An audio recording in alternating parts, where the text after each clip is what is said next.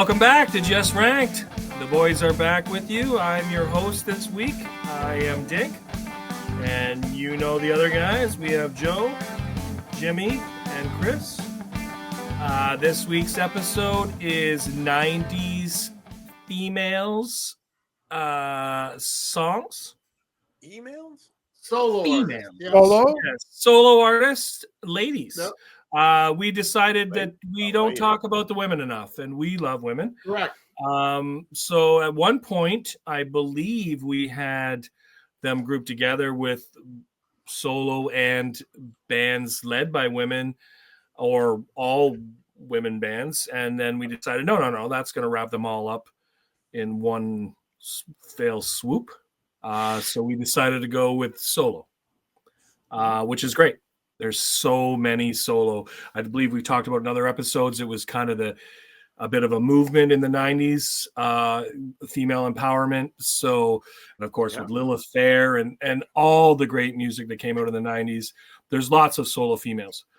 So, of course, we're Just Ranked, or Just Ranked Pod. You can find us in all the familiar places. If you're watching us now, you know we're on YouTube.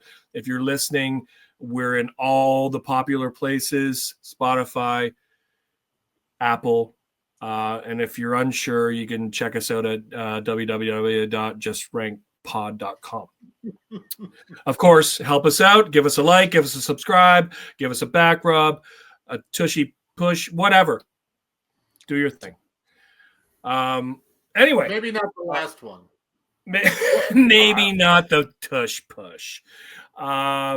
But yeah, I will. I could ramble a lot. I could be creepy, but I won't be.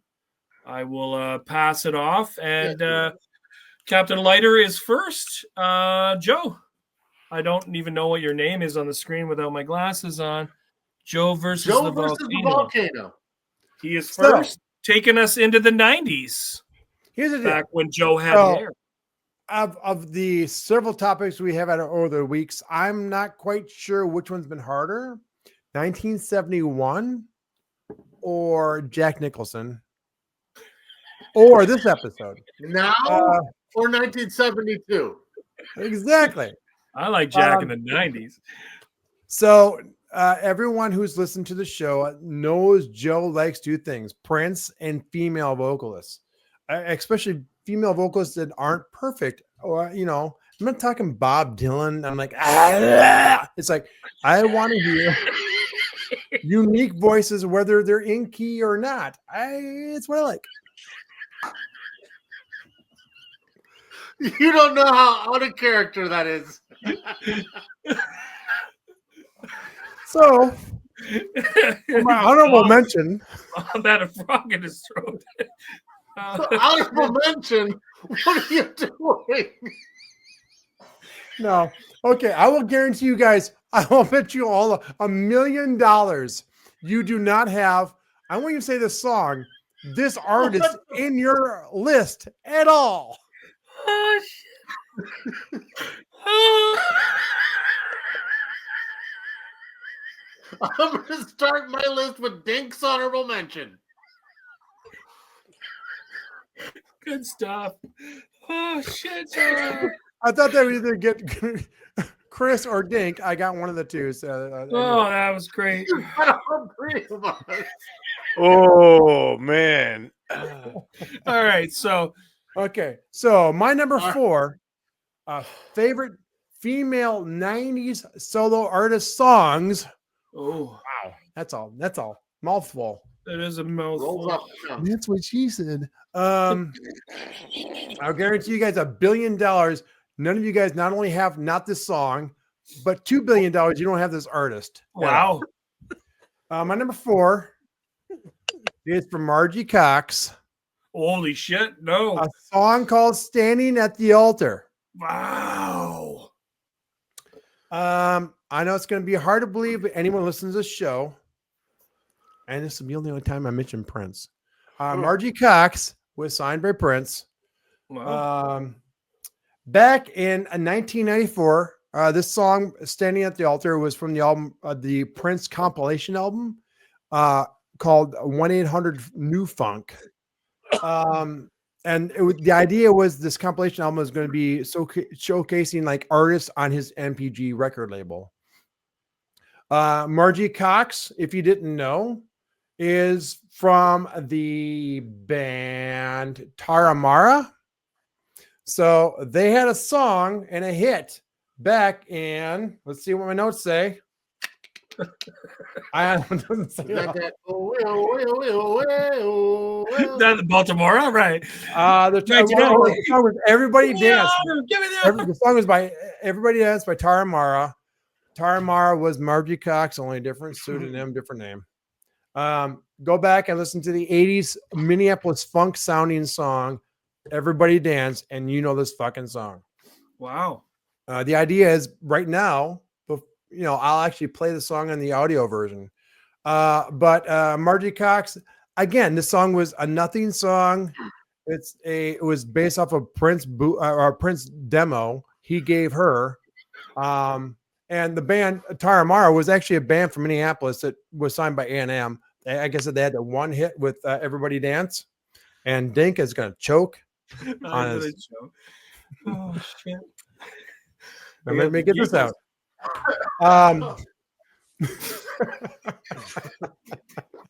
want everyone who like listens to this this show or watches this show, try to tell us what's episode we record first and then what episode record second, and we'll get bonus points. Yeah, we don't want to give it away, but we might record two in a setting, right? So What? What? Huh? And this is totally not the second recording of the night. That's a hint. Right. I've heard of Margie Cox. I've never heard of Taramara or whatever. So, like I said, if you listen to the pop song, it's a one-hit wonder. Everybody Dance. You know the fucking song. Trust me. And not like Everybody Dance Now, like CNC. No. Of course, me being a guitarist, I can't give you the vocal line or the melody on command. Right. I'm not a dachshund. Right. I can't just chase the bone for you. Right. A wiener dog, if you will. So my number 4 is Margie Cox, Stand at the Altar, from the compilation album 1-800-New Funk. It's a very, very pop song. Again, I can't really explain to you unless you hear it, but it's got a great melody to it. Prince actually wouldn't release his version until 2023 after he was dead. On the Diamonds and Pearls Super Deluxe, it was actually a Prince. Every few years, his estate comes out with these giant box sets, and they have like 47 songs that were previously unreleased among, other versions of songs, stuff like that. That was one of those songs to Stand at the Altar. And I will say this. So it was his song. It was his song. Yep. And he had recorded previously. Again, the one in 1993 probably wasn't the recorded demo. It might have been, but the two songs, Margie Cox version and Prince's version, sound completely different. Like the Prince version is way overproduced. Right. You can find the song, and it's not readily available on streaming, but you can find it on YouTube. I just highly, if you like different, very big pop melody songs, I think you'll like the song. Oh, that's a cool pick though, because $1 billion was right. No way that was even close to my radar. Well, I'm going, like I said, going into this genre, sometimes I think, this will be easy because I already have my preconceived notions of what I'm going to pick. Right, all Joan Osborne, all the time. Then you get into it, and that's why not only do I love the part of us recording these podcasts, but it's also the secondary thing is doing the research. Yeah, because none of us are pouring exactly in. It, right? And we maybe haven't touched on that in other shows. No, the one part is us hanging out, talking music, and presenting ourselves. But the fucking research is fun too on your own, right? Like, oh shit! Even on things I wouldn't think I'd be interested in. Yeah, but it can be grueling. Go ahead, Jimmy. What's that? Totally. The research can be pretty grueling. Right? You have your I got it, and then you're like, oh damn it! Right. Well, it's fun, not grueling. I think of grueling is like digging a ditch. But me having to listen to music and go, okay, is there something there I'm missing that I didn't hear before? or something I haven't listened to before. Like, oh my God, that's incredible. The discovery of something old. Discovery, Right. You know, I think we said before, we've given you guys before in Canada, maybe an artist you've heard of, but not a song or an album you've heard before, or even an artist sometimes, like I said, when we brought up like the Winery Dog, stuff like that. But you guys have given us Canadian artists we have never heard of, or we might have to be a very fair, minor concept in here in the US airwaves that we're way more exposed to everything from you guys, than you are to our stuff, right? So and we take our stuff and it is it's Canadian law, right, or guideline, and it's rammed down our throats. And some of that is great because they do that, so we know it. Some of it is like, fucking really? Like, no, I think it's really good. I mean, I get why you would say that. And again, I'm coming from America where it's not a thing at all. But I remember growing up and, you know, it's not even in your own states, right? You aren't loyal to this is a Minnesota band. We should honor them and not anymore. I do.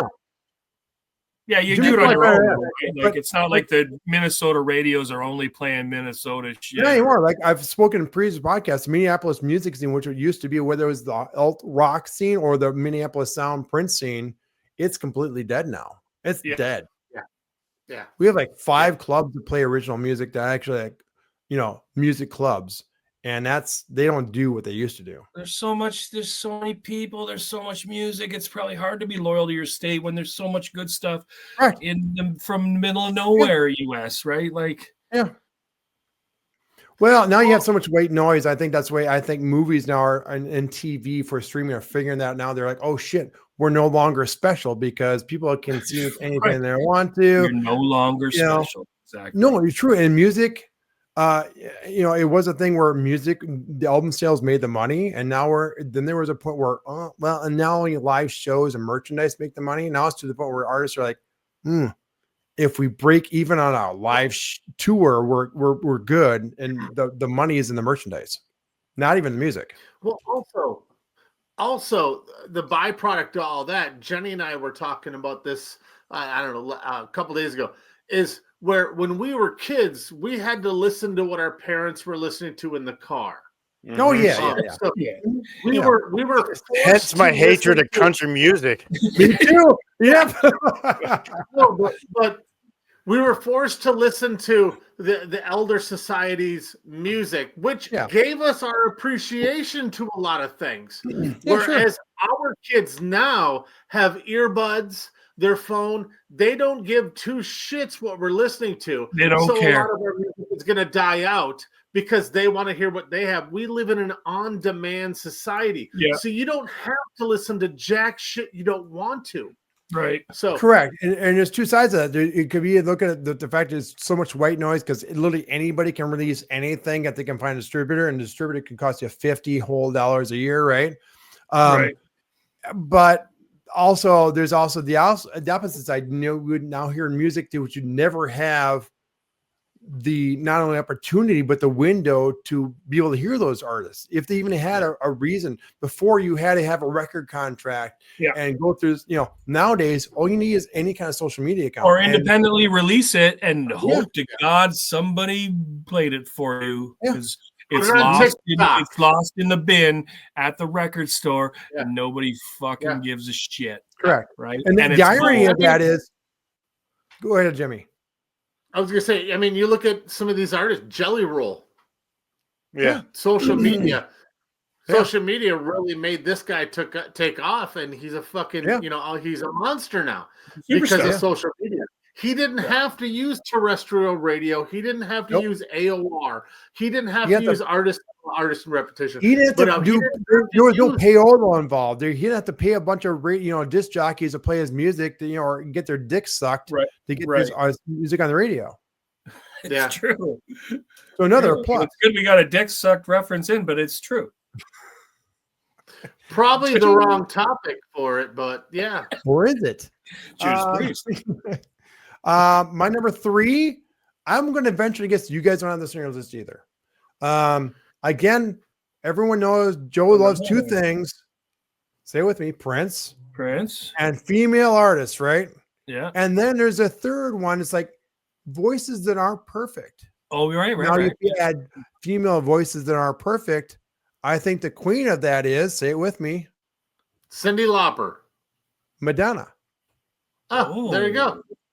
Hey, hold on. on. Because Cyndi Lauper, I don't think she had a hit in the 90s. Is she? I'm representing right now. Drove All Night is from. See, fucking Dink, I love you. You know this shit. 90, maybe. Top of your head. 91. I love Drove All Night. But anyway. But Madonna, there's quite a few Madonna songs. I mean, I love Madonna. Her True Blue, I will still say, like we're talking about a few episodes before, when you talk about a song is part of a complete album. Yes. Long Cold Winter, we referenced it in the Cinderella show. I referenced this a few times in 1971 about Led Zeppelin 4. I think Madonna's True Blue is one of those songs, or one of those albums. Totally. This is right after that. This song is from the Austin Powers, The Spy Who Shagged Me soundtrack. Wow. And I fucking love it.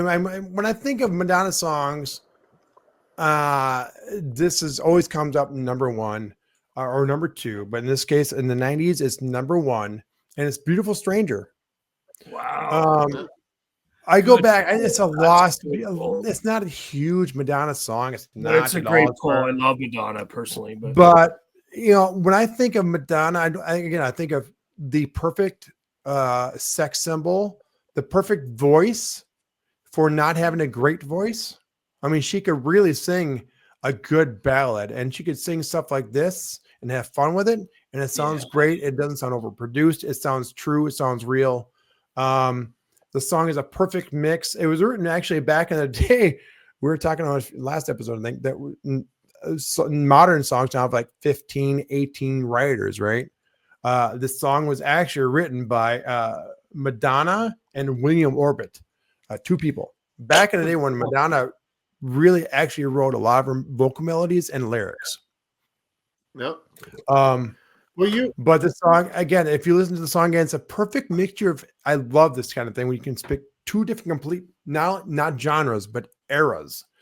This song is a perfect mix in the 1960s pop rock and 1980s pop.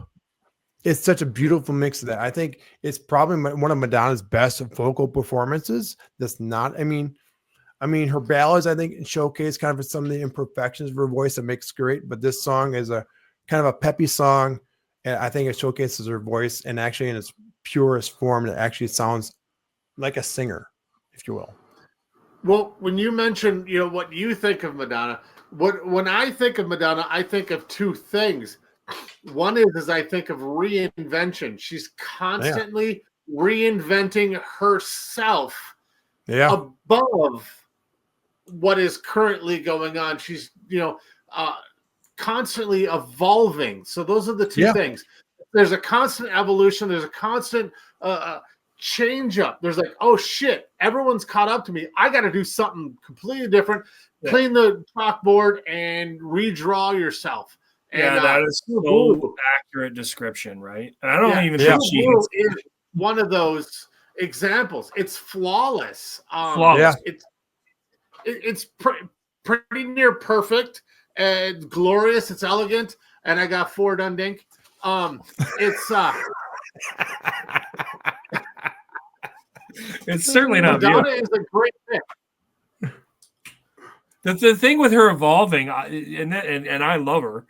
I find the interesting thing about her is that with her changing, evolving, whatever, and trying to be ahead of the curve, I don't think she always hits the mark. But that's also cool. No, right? I don't think she does either. Yeah. Right. Also cool. Like, okay, she's changed.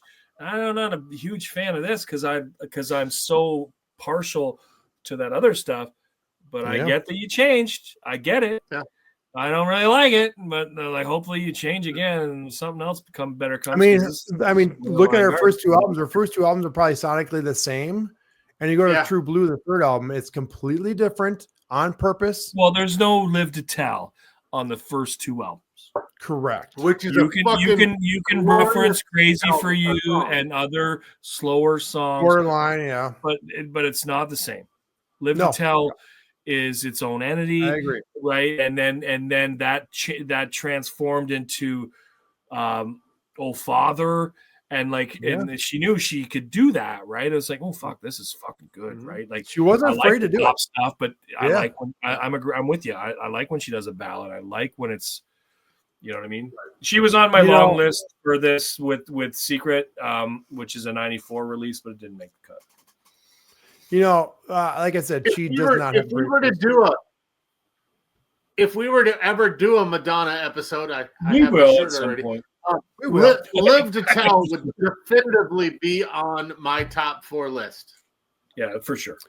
Live to Tell, and I don't have number one for me, hands down. Like, I'll just give it like Dink's got it. He's a Grandmaster Flash when it comes to lists, but Live to Tell is in one of my top 10 probably all-time favorite songs. So yeah, it's so good because it's almost like it's not her.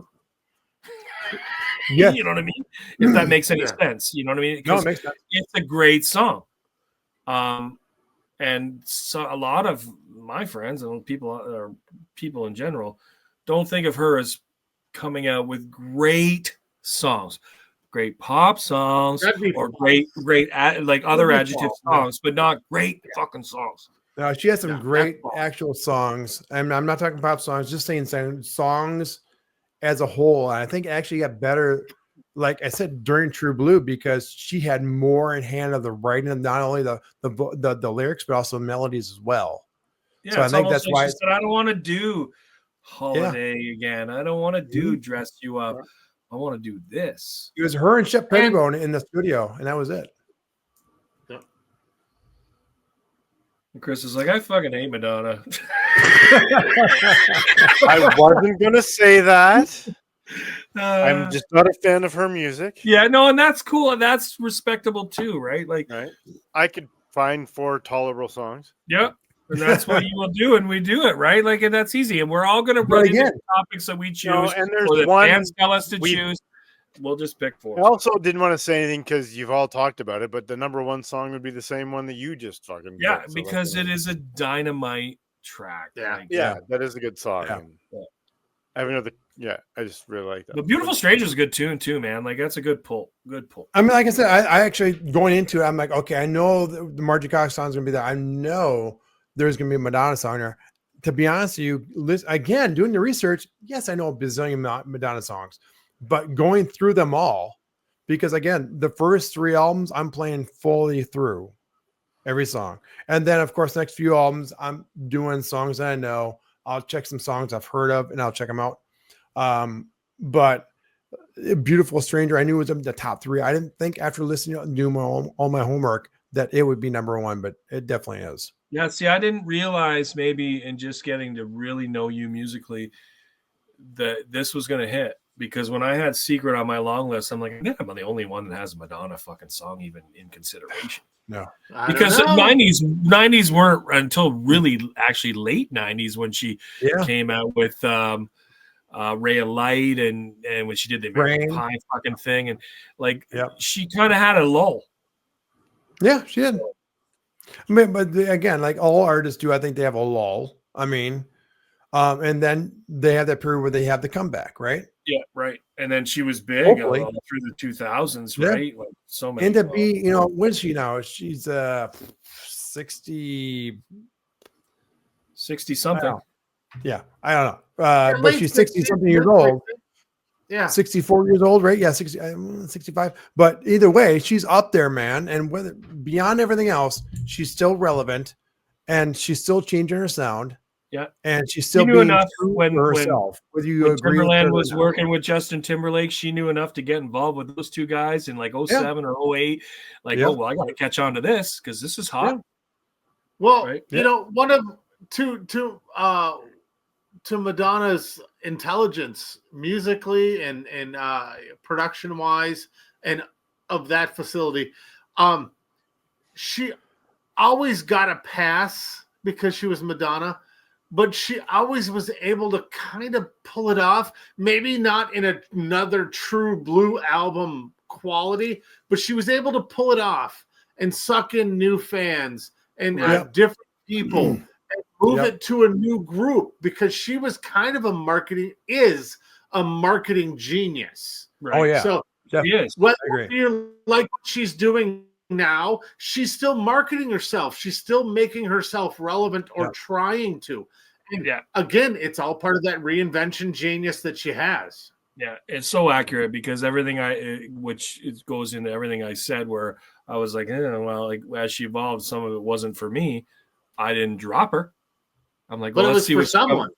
it was for someone, and let's see what she comes out with next. It wasn't. I didn't go, or me or other people that like her. Oh, okay, I'm done with her. Like, enough with this garbage. You know what I mean? Right. Okay, well, we'll go through this phase and we'll see what she does next, right? Like, Well, and to appease the Madonna fans who can be kind of rabid, yes, okay. She's 66 years old. Now imagine being 66 years old, and any, not just entertainment, but any medium, any industry being 66 and being relevant still. And being Madonna. Right. And being her own brand. Yeah. Right. We just did a Madonna episode. Cheers to Madonna. And we didn't once talk about her face. By Madonna. Nope. Okay. Nope. Let's move this along. I'm going to guess you. I'll bet you guys $2 billion again, and you want to have this artist and you want to have this song again. What are you, Eddie Bell, for? Maybe. Number 2 is by Bonnie Raitt. Ooh. And the song is called Luck of the Draw. I'm not shocked. I'm not What is shocked. this song? The song is called Luck of the Draw from the album Luck of the Draw. It wasn't a single. How I came about the song is by happenstance. Again, back in the day, you buy a CD, right? I think I bought her a CD. And I played the whole thing. I'm like, okay, I like the 2 hits. And then it gets to, and I'm losing interest. And then the second to last song, Luck of the Draw, comes on. I'm like, fuck. So what year is this, Joe? Like, this is 1991. That's something to talk about, years? Yeah, that's that album. Yes. Yeah. Is it? Oh, okay. Yep. And again, that was one of the hits. And it's like, I'm going through and the second to last song hits me. It doesn't only hit me as like, oh, that's a good song. I was like, fuck. This is one of the best songs I've ever heard. Oh, see, I had something to talk about on Single. I never bought the full album because the album. I'm not a big fan. She was old and almost irrelevant then. Well, that was her comeback album, right?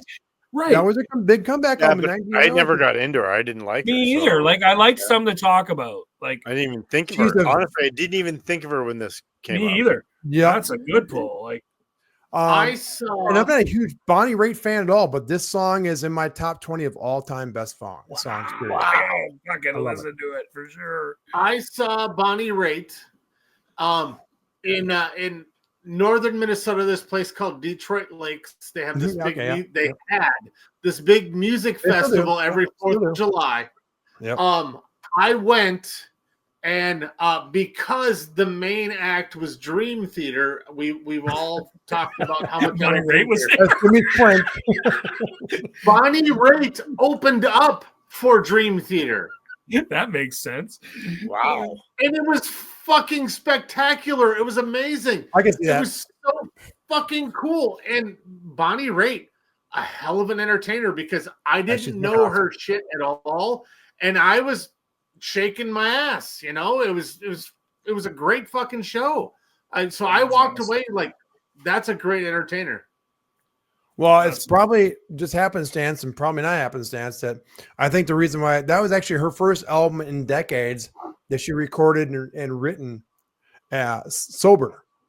So before she started, just before she started recording this album, a little known guitarist named Stevie Ray Vaughan really encouraged her to get sober and stop being an alcoholic. And she verbally said she relied on being drunk and being in the mood, and that having that thing to give you that song. So she thought she probably all that long after that he died. Surprised it didn't send her right up to the bottle. You're right. But that whole mentality that you're talking about is really extremely normal. Almost normal in the entertainment industry. I'm just saying entertainment as a blanket. But Yeah. musicians, heroin, drugs, alcohol, whatever it is, sex, whatever it is, they're constantly chasing to get that new vibe, that new feeling, that new emotion, so they can entrap it into a song or a character or whatever it is in entertainment. So it's unfortunately normal, or was normal, or common. I think it's probably still is. I mean, obviously I'm out of the entertainment industry now, but I mean, it's always been a thing, whether you're like an artist, like a physical, like painter or drawer, or if That's you're why I a said music entertainment. artist, that you had to be, out of your mind or chemically induced to be creative. I mean, even my small level, my singer for years thought he had to be in that state of mind to be able to write anything meaningful. That happens too often, especially when you have like success and you're using at the time. You're like, oh, that's what did it. That's what did it. Right. Well, I got to keep doing it. That's how exactly. I can't lose that's that. Athletes are the same way, right? They take the juice, or if they're heavy drinkers or whatever, I got to keep doing this because that's what did it, right? Yeah. But that's not necessarily what did it. You have a creative mind anyway, right? Nope. Like, correct. It was within the whole time. Yeah. Yeah. Yep. So that's my number 2. So like I said, if you just go back and just go to your streaming services, listen, Body Rate, Luck of the Draw, just the song. It's the second to last song on the Luck of the Draw album. I'm telling you, it's one of my favorite songs. I hope you enjoy it. It's just a fraction of what I do, because it's one of those songs I hear is like, oh God, this is literally a perfect song. I mean, I don't know how an artist gets it. She said it was when she went down to record this album after being sober. She'd been sober for a couple weeks, and she sat there ready to record, and write, had nothing for 4 days and freaked out. And she goes, "Oh my God!" Same thing we're just talking about. I was like, I must be using, but she obviously resisted that urge. And she said the very next day she wrote for the songs of the album in the next 2 days. That's cool. That's really cool. Again, the parent album, Luck of the Draw, the same name. It went platinum, 4 times platinum in Canada, so it sold 400,000 copies. Went 7 times platinum in the US, which sold 7 million copies. It was a huge album. Wow. One thing most people knew that they don't know about is for decades, literally decades, 60 years, blues artists of the 20s and 30s kind of wrote their rights away because like, hey, do you want us to hear your song? Okay, we're going to own your song. You're getting no money from it, and we own the song.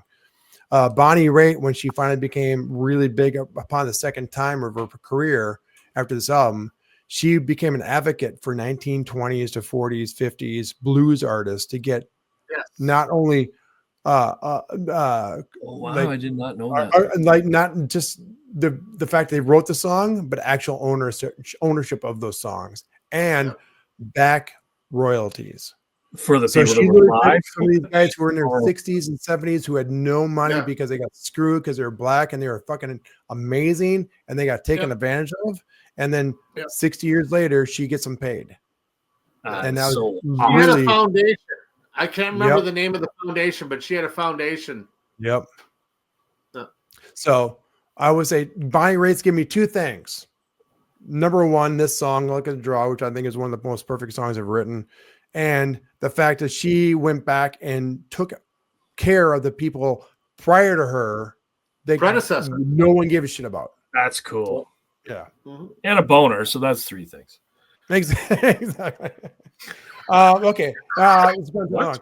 My number 1 might be surprising, but not surprising because young Joe would be like, fuck you, you're wrong. My number 1 is probably, I would say at this point in time in my life, probably the best cover ever recorded and written. It is Sinead O'Connor's Nothing Compares to You.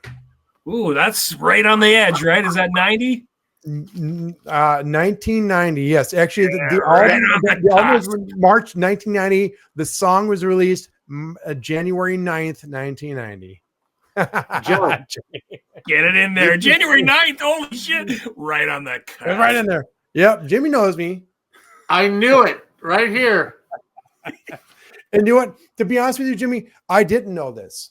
Because again, young Joe, hate effect. Oh, someone had the gall to cover a Prince song, which was barely a Prince song. Yes, Prince wrote the song, but you people know the only version released at that time was from 1985. It Was it was released? Because I never Prince thought he project did. Called The Family. Their version was recorded in 1985. Sounds nothing like, I mean, the vocal melody, yes.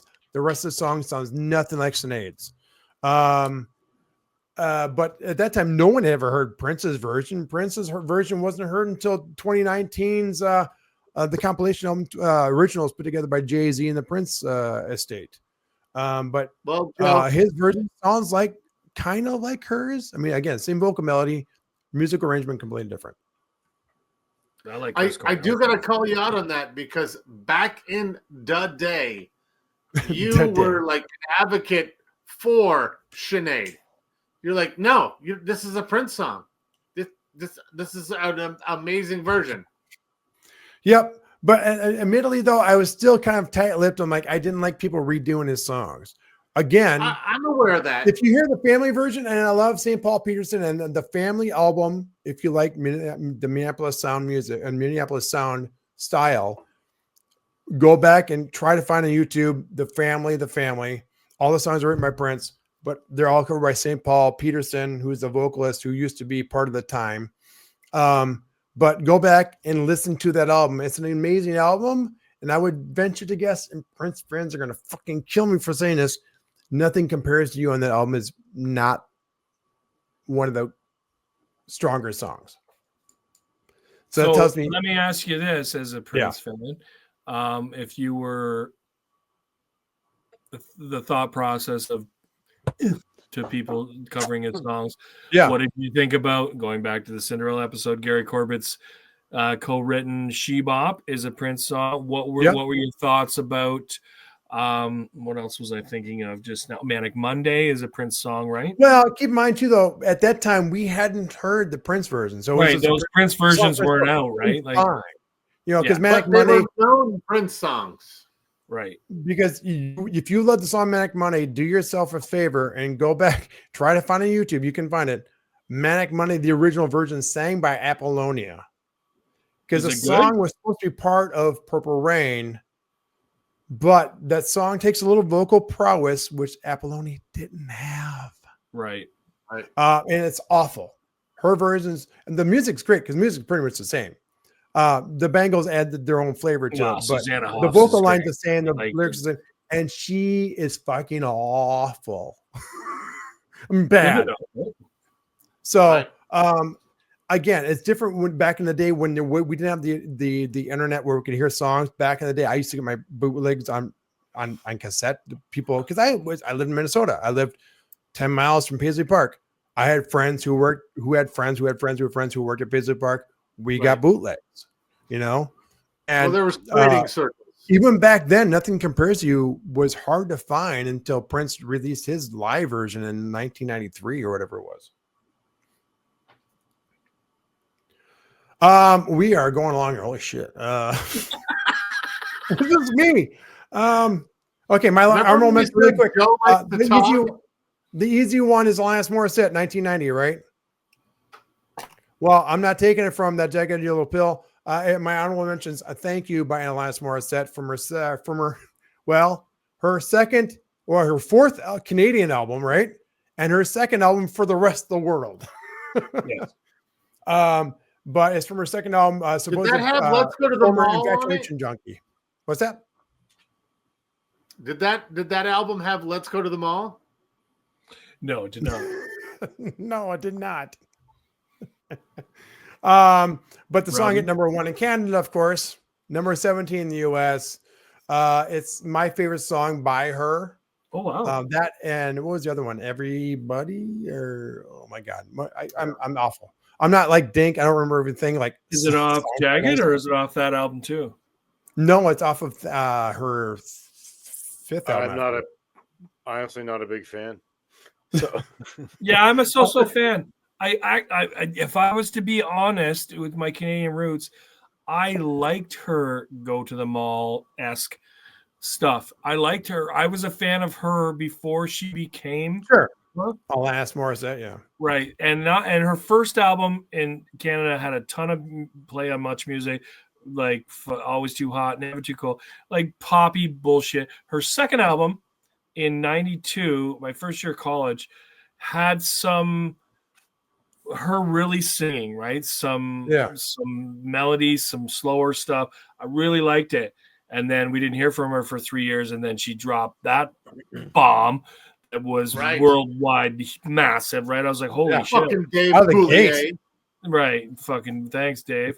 But yeah, I'm with you though on like the thank you and like Uninvited, like all that shit in the late 90s, early 2000s is solid. Yeah, like it's good.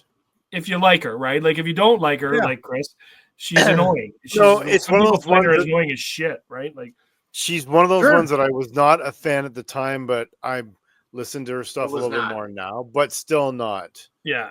Like, her voice is an acquired taste too, right? And she borderline like Beyonce. I don't turn her off the radio. Over sings, I think, a little bit. Yeah, like, sure. I think maybe it's just her singing style versus actually over singing, but it's kind of annoying to watch her at times. Like, I don't know, but I get it. Watch me sometimes too. Well, yeah, it's annoying to watch all of us, but you should every week. No, the song I was singing, the other one I really love is Everything off her So-Called Chaos album. Everything. I love that song. Yeah. Okay. But otherwise, that was my number one. That was my honorable mention. I think my other ones I really closely consider were Cornflake Girl by Tori Amos. What's your honorable mention? It was Cornflake Girl by Tori Amos. Sleep to Dream by Fiona Apple, which I think gets lost in a mix and she gets forgotten about. She had two amazing albums. Yeah. And then actually I Love You Always Forever by Donna Lewis. Oh wow, nice pull. It's a good fucking song, man. It's a good fucking pop song. But for me, this category is one of the hardest we've done yet. So yeah. Oh, I didn't think we'd hear Donna Lewis tonight. Holy shit. Shocked. Those are my picks. Awesome. Who's next? Well, I guess it's on to me, and I have 2.5 upstairs to Jimmy. Jimmy's 2.5 minutes, so I'm going to talk really fast and get him out of the way. Joe, I really thought that you were going to say Janet Jackson Black Cat because of the Nuno thing. No. It's a good guitar part. Whatever. And that's right on the cusp, like Sinead as well, right? Yeah. So actually, I did think about that, but I was like, in the grand scheme of things, it's songs as a whole. Yeah. Nice. Yeah. But I know how much you like Nuno, so I had it written down thinking you were going to do that. All right, so we are really fucking running long. No, we're okay. Guys. We're good. We're fine. We started at like 40 minutes. We're good. We're good. So I went into this really bright-eyed and bushy-tailed because there's so many fucking cool artists that you could really dive into. Honestly, I listened to probably 75 songs. And going into it, I kind of knew where I was going to go already, but I wanted to see if there was something else that pushed those songs over the edge and brought something else. And I kind of stayed in my silo. But hearing the songs, you're probably not going to think it's my silo, but it is. Number 4, a same Z, Fiona Apple, Criminal from Tidal. Criminal? That's 1996, if I remember right. It's a long song. It's 5 minutes, 41 seconds. Awesome. Vocally, it's really stunning. She doesn't have like an 8-octave voice. She's not doing, pressing the thresholds on her vocal stylings or abilities. But that's not to take away from her abilities because she has a really sultry voice. She's got a lower register, as Dink was saying the last episode. Go back and watch it. She just really a sultry voice. It's really, and it's a genuine voice. Yeah. You can tell that she had been hurt at some point in her life because you can really feel that emotion that she pulled out of there. Yeah. But there was also a sexiness to it. it's kind of awkward for an old white guy to talk about that. But there was, again, that sultry sexiness to it. It is a fantastic song. That song peaked at number 15 on the U.S. Billboard 200 chart. So that's how powerful that is. The alt airplay charts, number 4. Canadian rock alt, number 9. Nominated the best rock song in 1998. Lost to Jacob Dylan in the Wallflowers with One Headlight for best rock song. That's pretty powerful right there. The concept of the criminal is feeling bad for getting something so easily from using your feminine wiles or your sexuality. It doesn't go into any crazy time signatures. It's a pretty sedate song as far as musically. There's not a lot of crests and throughs. But it's a really beautiful song. It's really cool. So that's my number 4. What do you guys think? It's solid. I had it on my long list. It's very, for me, I never owned the CD. We've talked about this before. When my wife and I moved in together, when we combined our CDs, she had it. So I was happy about that, right? I was like, oh, right on. To me, it's kind of got a Radiohead feel. Yeah, sure, yeah. I'm not familiar with Radiohead enough. Yeah. Not the full album, but just that track. Like, and you're right. Like, it's sultry. I have a sexy song on my list too, so I don't mind you saying it as Old White Men, because I'm gonna get sexy in a bit. Well, and remember, she's an old white woman now. Yeah, she's an old white woman, so whatever. Right. So. But honestly, 4 white guys talking about a sexy woman, the whole, it's weird, right? Like, that's not what I'm going for. But I mean, we'll see with the rest of my list. But I didn't mean to cut you off. No, that's perfect. All right, well, number 3. Bring on this. Number 3, to me is fucking mind blowing. This young lady, so fucking powerful in her voice. Was also considered one of the best female rappers of all time. It's Lauryn Hill. Everything is Everything. If you've never listened to this album all the way through, you need to, because it's fucking gorgeous. The whole album is gorgeous. There's power. There's you need one of those guys, right? You need one of those. I don't know. Fucking. Yeah. No. The video for this is really cool because it's if you look at the video, she's in a city that's actually an album spinning them around a record player, and it's really fucking cool. I mean, to me, that hits home because I collect vinyl. She originally came from the Fugees. She started out as a teen actress on was it The Young and the Restless? As the World Turns, I'm sorry. She co-produced Santana's Supernatural. Yeah. So she started out with the Fugees. The Score was their big album. She came out and blew the world away with this album and just kind of disappeared. She did some things kind of here and there, but she just kind of disappeared. She was just on the SNL 50-year anniversary performing with Wycliffe. Unfortunately, Proz is in prison, I believe. I could be wrong on that. So it was just the two of them. And it was really cool. It was really powerful to see them and see her on the stage again because she still has the chops. She's fucking killing it. But yeah, go back and listen to the Miseducation of Lauryn Hill and Everything is Everything. And that's my number 3. John Legend plays the piano on this. Oh, that album is front of you're right. That album is fucking massive. Would like to clarify my hand about that. I'm with her. I'm like I am with Sting and the Police, where I didn't really care for it when he left. I love the Fugees. In fact, some of their songs are in my top 20, top 10 for you. But then when she went, I just didn't care for that album at all. Right? Oh But my god! that's just the way One of the that's best just the way it fucking one-liners ever. You sound like my sister-in-law. Subjective, like we That said looks before, good right? on you. Right. But it's subjective, right? Like, and I'm not like I love her voice. I love I love the Fugees, but Yeah, it no, just- and I know some other people like you, Chris, that love the Fugees, and they didn't jive her album. I don't know if jive's the right word, but I liked it. I thought it was fucking great. yeah, And Sister Act, she was in Sister Act with Whoopi, right? Yeah. maybe I think so. Yeah. But I didn't know she was on the SNL thing. That's cool. Fuck. Yeah. It was really cool. It's such a surprise. So yeah. I didn't So know about number Ross two. in jail too. I could be wrong, and please forgive me, but I believe that's the case. Number two.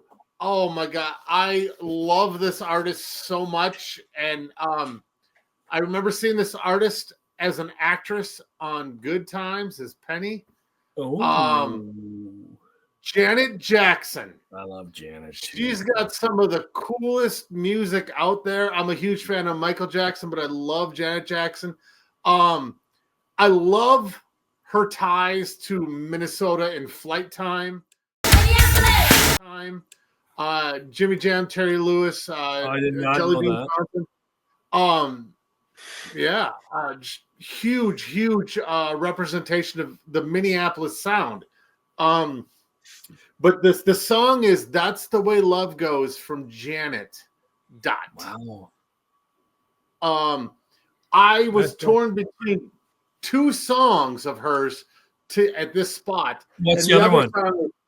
The other one is "Got Till It's Gone." "Got Till It's Gone," the Joni Mitchell sample. Yeah, and Q-Tip. Oh, yeah, so good too, right? Like she had some really good shit in the 90s. And just, I mean, beyond her voice, her again, another sensual voice. But she just got that soft tone that reels you in, that makes you feel comfortable. Even with some of the songs are pretty dark in nature, but she still has that soft voice that makes you think, okay, it's okay. Relax, have fun. And also sensual as well. Right. God, what was I going to say? All time at the time, at that point, she was the highest paid musical act. That album, Janet, started at number one on the U.S. Billboard charts, number one at the top R&B hip hop albums, number one top Canadian album, the first woman to debut number one in the Billboard Top 200 in history. The song, number one in the Canadian charts, number one in the Billboard 100, number one R&B hip hop. Every U.S. chart, she opened the chart at number one, first time in history. That song, or was that Together Again? That song is Together Again on that album. I don't know the answer to that. I'd love to say song yes. I mean, right? Like everywhere I go. That's the Full House theme song. What are you singing? Yeah, that's the Good Times theme. No, that's Together Again. Anyway, it's a shame that I know that's the Full House theme song. Oh fuck! So, yeah, I'm John Stamos. This what's really another really cool thing about that song is the music is sampled. The music is James Brown and a band called the Honey Drippers, not the Robert Plant Honey Drippers.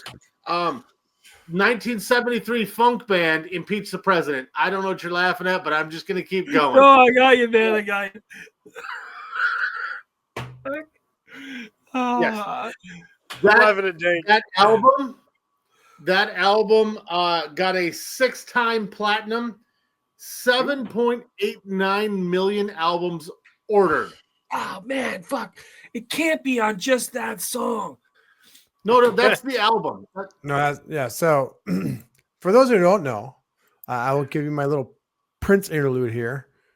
Jimmy Jam Here and Terry comes Lewis. Prince produced this album. Jimmy Jam and Terry Lewis were part of the time. Did you know Joe was a Prince fan? Originally, they were part of the time. Yes. Yes, Shit. yes, they were the original members part of the time. They got They fired because they had no compete. All the Prince, if you were signed with Prince, you were not allowed to get your own record contract or work with anybody else. Really? There was a lapse in the 1999 tour, and Jimmy Jam were like, "Hey, we're going to go produce the SOS band," but they didn't tell Prince. And so whatever happened, they were there for like a month, and then when they had to fly out, they were in Atlanta. Atlanta had a snowstorm. They got snowed in. And so when couldn't the make very next night, they were supposed to be in like freaking Boston or somewhere. They didn't show up for the show. Prince is like, "Where are they at?" And so he ended up playing behind a curtain their parts, right?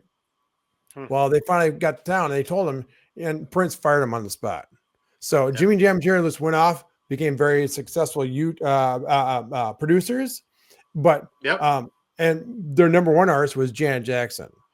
And if you listen to Janet Jackson's, especially her first two albums, or I mean, sorry, her second and third album, and third, very Minneapolis sound. Both were recorded in Flight Time when Flight Time Studios were in Minneapolis, but very much the Prince sound. So much so, Prince would cover "What Have You Done for Me Lately" live, he would be like, "Who wrote that? Who wrote that?" Implying Jimmy Jam and Terry Lewis stole his sound, which they did. But he stole it from James Brown and Sly Stone. So right. All right, I'm so sidetracked, Jimmy. What was your actual song from Janet? That's the way love goes. That's the way love goes. Okay, so yeah, I was wrong. Together Again is on Velvet Rope, the one after. Velvet Rope. As is Got Till It's Gone. And I think I got sidetracked when you said Got Till It's Gone. And Together Got Till It's Gone is Velvet Rope. Yes. Yeah. And those were the two that I was fighting with myself to get on this list. So the other one, Get Till It's Gone, is going to be an honorable mention, which we'll find out soon. But honestly, we're to my number one. I have professed my musical love for this person almost every episode. Sade, Love Deluxe, and No Ordinary Love. It's got to be the sexiest song that's ever been written, in my opinion. The whole video of her being a mermaid and basically recreating the Little Mermaid, Disney's Little Mermaid, or the Germanic story, which is darker. Number 9 on the R&B hip hop charts, Billboard charts. The album, 4-time platinum. It's that album also has Cherish the Day on it. I was kind of back and forth between those songs too, but No Ordinary Love, it is so cool. It's really smooth. It's really thought-provoking because you kind of think the song is going to have this big uptick during the chorus, but it actually takes a downslide, takes a minor chord and a degressing note to the chorus, which is where really, really obscure, especially for the time period. And her voice, she's not running 5 octaves on it. She's running 2 octaves. It's just up and down, and it's just fucking great. It's so cool. The guitar, the guitar line just has this muted string pick, but the bass is driving the whole song. And it's a 3-note bass line. So there's nothing that's just like outstandingly beautiful about the musicianship other than it's beautiful.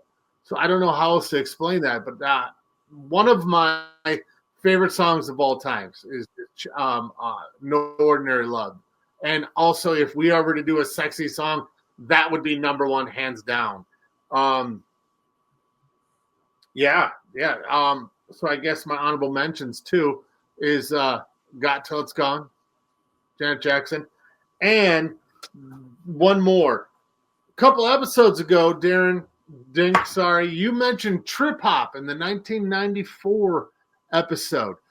Who was that you were talking about with the trip hop? Portishead. Portishead. All right. So my honorable mention is the queen of trip hop, and that's Bjork with Big Time Sensuality. Yeah, she's Wow. tripped up all over, right? Wow. Shocker. Yeah.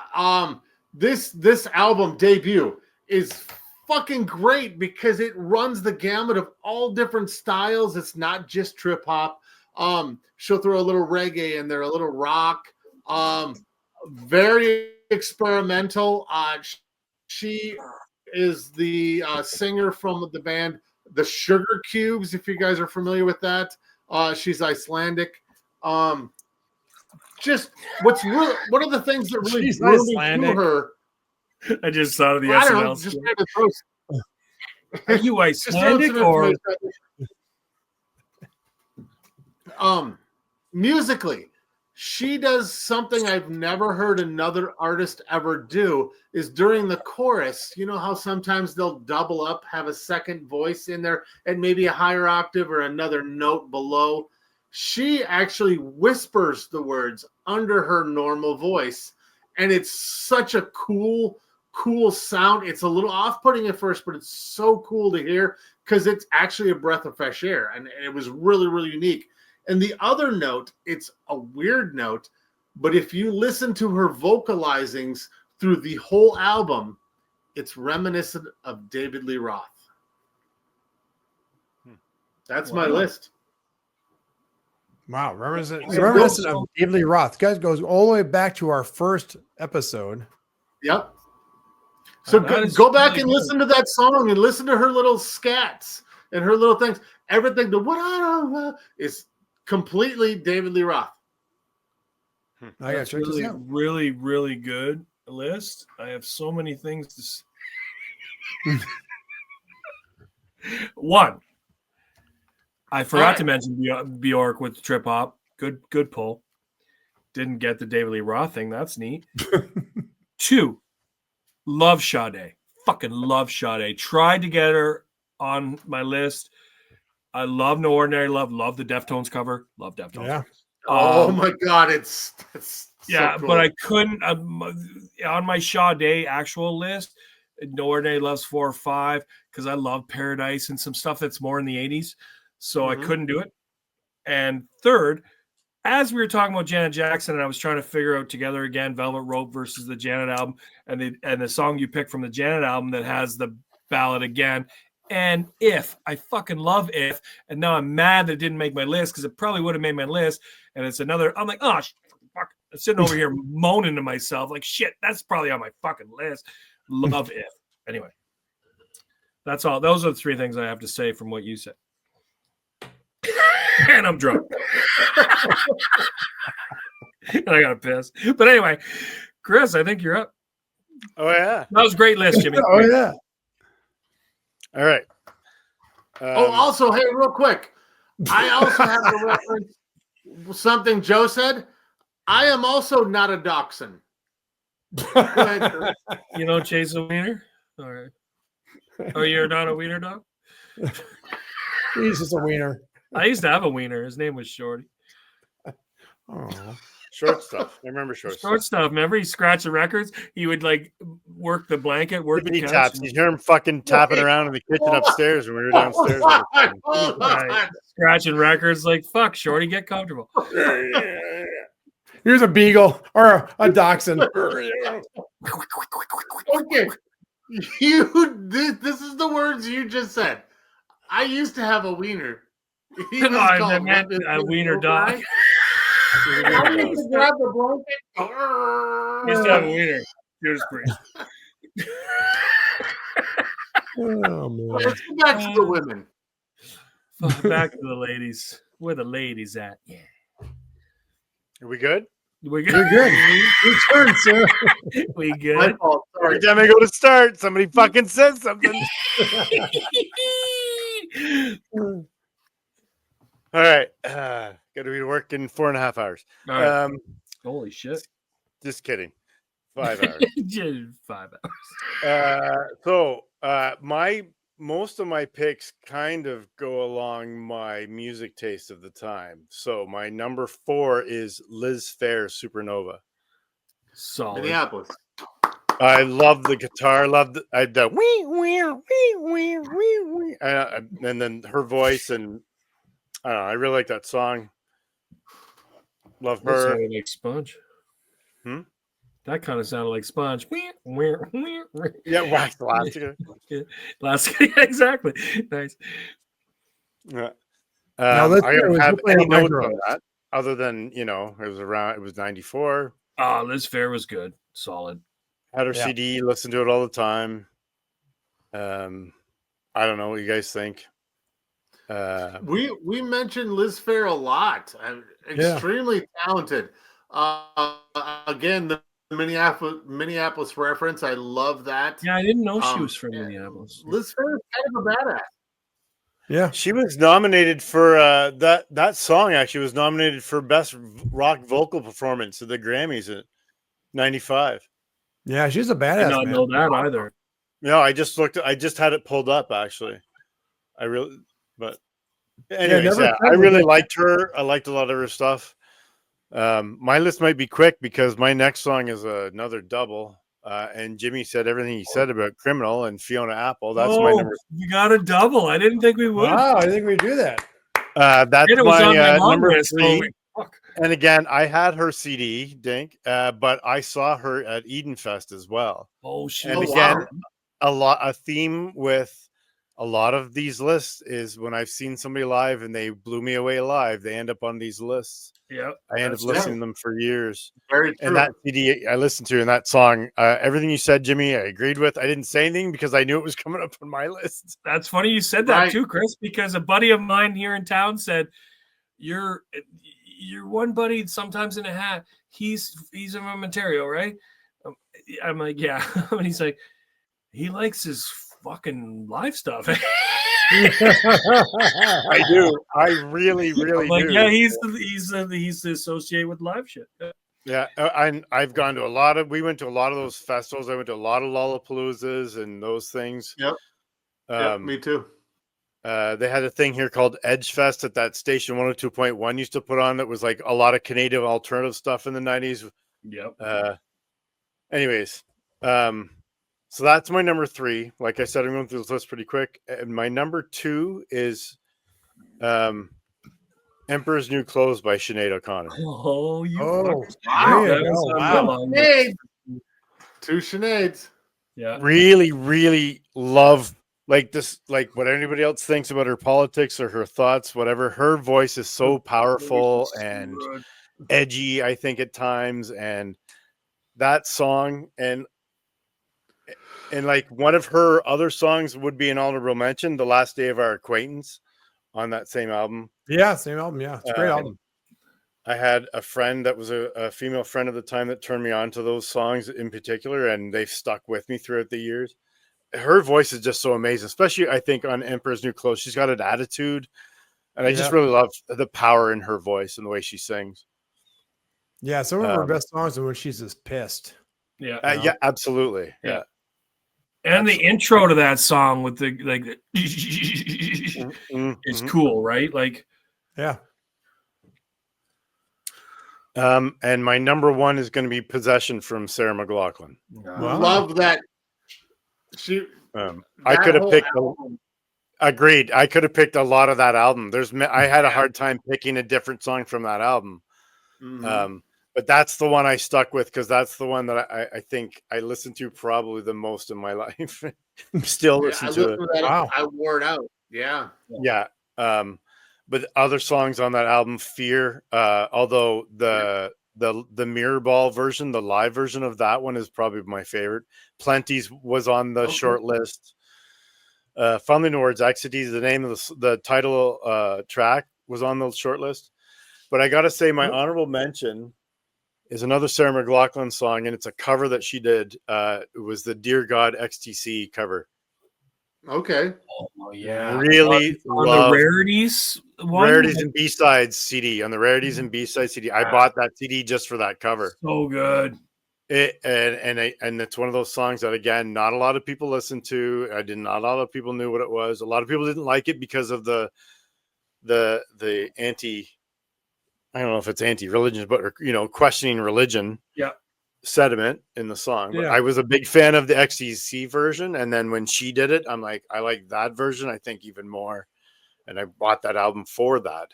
So that's my Rarities is so cool, right? Like that's the Plenty that's all vocal, no instruments. Right. Yeah. Oh, like bonerific. Yeah. Like bonerific. That's not a word. It is now. It is now. Yeah. So. Yeah. No, that is a solid fucking choice. That's a great list. Yeah. That was a quick hit, but that's my list. Oh shit! And that was one of them was a last minute fill in because I originally had Amy Winehouse on there and realized, well, that's not the 90s. She thought it was. Yeah, she probably did. Fuck. No, that was good, really good. And we talked loosely, like we don't talk about too much, but we talked about how much Canadian we had. We don't have the same number one, so that's good. All right. And don't get me wrong, I fucking love Possession, but awesome. So I guess it's me. I'll try to be quick here. My number 4 is one of the TBs, not tuberculosis. It is Toni Braxton, You're Making Me High. Another sexy, sultry fucking song. The lead single off her second album, Secrets. It was a number 1 hit on the Billboard Hot 100 and the R&B singles chart. Massive hit. I don't know if you remember the video when she's in the white one-piece jumper and she's like 4'0", pre-bankruptcy and selling her Grammys. She won a Grammy for this for Best R&B Vocal Performance at the 97 Grammys, the 39th. And she also won Best Female Pop Vocal Performance for Unbreak My Heart, which was on the same album. Yeah. Such a strong, beautiful voice. Oh, no, sorry. She lost. No, she won that. She lost Best Album to Celine Dion. And other candidates were Sean Colvin, Tracy Chapman, and Sting, Mercury Falling. Oh, so, wow. So I knew that Sting reference would make you guys have another bonerific. A babyface written song.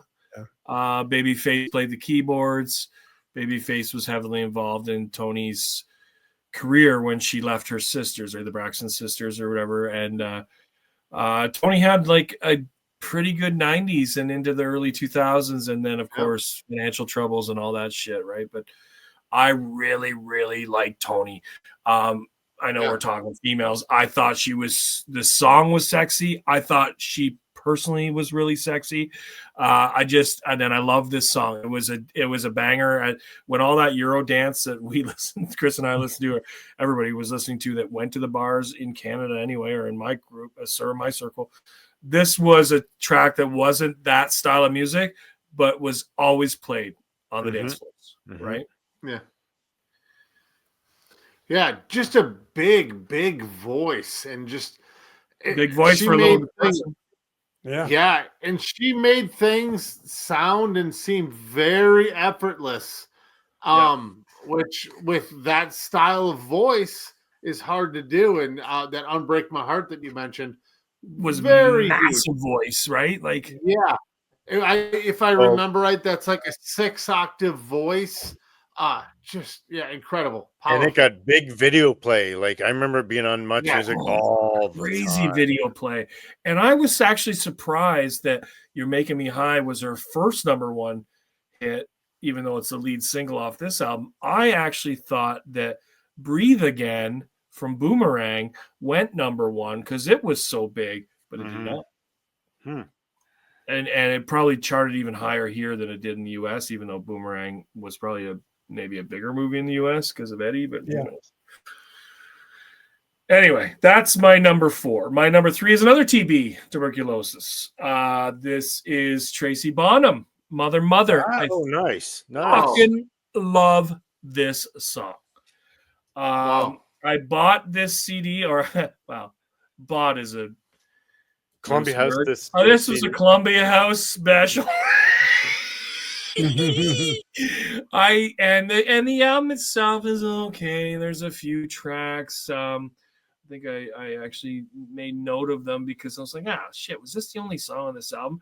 But there was a couple other songs, so maybe I didn't write it down. Doesn't matter. Like the album itself is fine, but this track actually was on my long list for opening track when we did that show, because this is because I fucking love this song. I don't know what it is. It's the acoustic beginning. It's her fucking screaming. And the whole essence of the song is song lyrics resemble a telephone call by a young woman to her mother with the underlying message, life is hard, right? Where a lot of people, and she's been quoted as saying a lot of people thought that it was her screaming at her mother, that she hated her or that she hated everything. And she's like, no, I was just, life is hard. And, I'm hungry, I'm thirsty, I'm losing my mind. You know what I mean? Right. It's just such a cool song.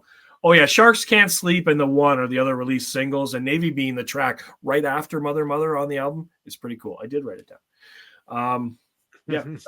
That's it. That's my second TB of all the TBs. Yeah, great take, man. I love that song. Yeah. And it's kind of a forgotten gem, right? And then when you hear it, you're like, yeah, it's very 90s, right? Like that angst, that. Yeah. Shame to say I forgot about it until you just brought it up. Yeah. Right. Yeah, me too. And it happens, right? I forgot about Janet Jackson. If we can't slide it in now, but it would have had some serious consideration. But anyway, number 2 is I knew no one would even consider this fucking song. I loved this song as well. I also had it on Ka-Single. I'm going to get a sponsorship from whoever makes Ka-Singles now, because I mentioned those a lot. But this is Sleeping Satellite by Tasman Archer, who is a really weird British R&B singer. Okay. It was a semi-hit here. It might not have even broke that much in the US. I love her voice. It's kind of hypnotic. It's a pop soul ballady kind of thing. On the Ka-Single was the radio edit and an acoustic version. So that was, that was the weird thing about getting Ka-Singles. Every once in a while, you got an instrumental or an acoustic or something weird, right? You're like, yes, something rare, right? I remember, even I had a CD single of Cumbersome, even though I already had American Standard from 7 Mary 3. It's one of my Island albums, but I bought the CD single well after, because on the Cumbersome single was an acoustic version, and this is just pre-download, right? So if you could get anything kind of rare before you could get your hands on anything rare, I would grab it up. You know what I mean? Like now you can just fucking find anything rare all the time. Do you remember that place in Orillia we used to go to and get, they had all kinds of bootleg fucking cassettes? And I actually had some Sarah McLachlan. I bought a bootleg Sarah McLachlan CD. I think it's probably really handy. We're in the drawer here, but I got to piss, so I got to hurry this up. But it's probably right down here because it's one of the CDs I didn't get rid of. And it's some loser that burned it, right? But I think I spent $20 when I came to see you, because it was Sarah McLachlan live piano show or acoustic show or something so cool. I had 2 or 3 of those. Yeah, so awesome, right? And every once in a while the car wouldn't play it. You're like, fuck off. Like, But anyway, I will say this about Sleeping Satellite, and it's clearly on the audio version of our show. It's playing right now. The guitar on the track is Robbie McIntosh. So Robbie McIntosh isn't a familiar name, but from 82 to 87, Robbie McIntosh was in the Pretenders. So he played the guitar on Back in the Chain Gang, Middle of the Road, and Don't Get Me Wrong. He's the guitarist. Wow. That's really cool too. Very cool. And he's a session musician. So it's him and Paul Wickens, who is the keyboardist, who is also a session musician who played, and both of them went on to do a ton of stuff later with Paul McCartney. So that stuff, as you're doing research, is kind of neat, right? Like, I didn't know that shit.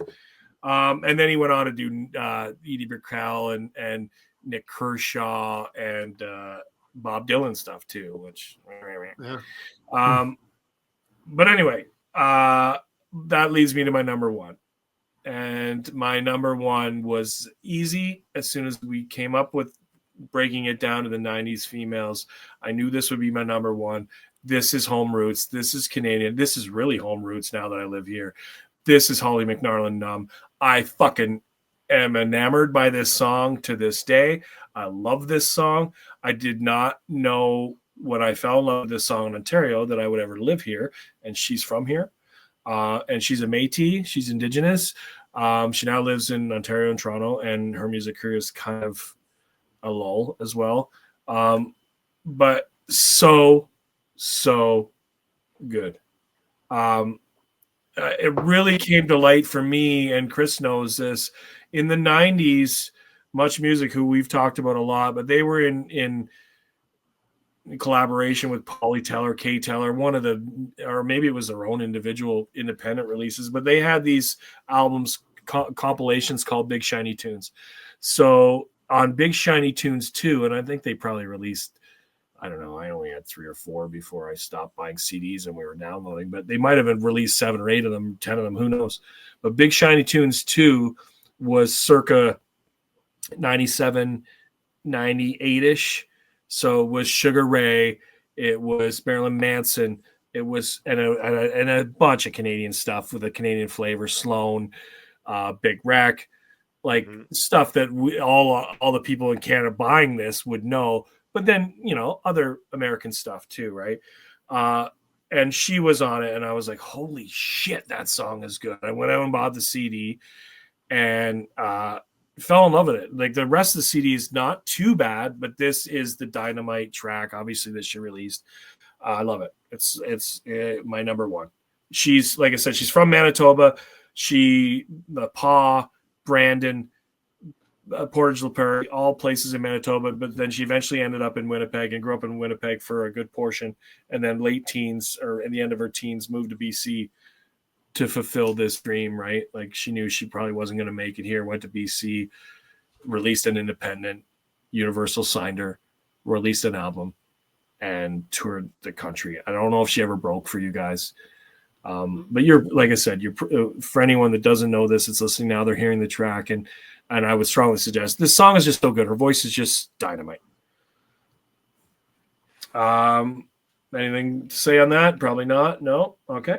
No, I mean, I'm going to have to do a little dive on that. Forgot about it. She does have a dynamic voice. That song is pretty good.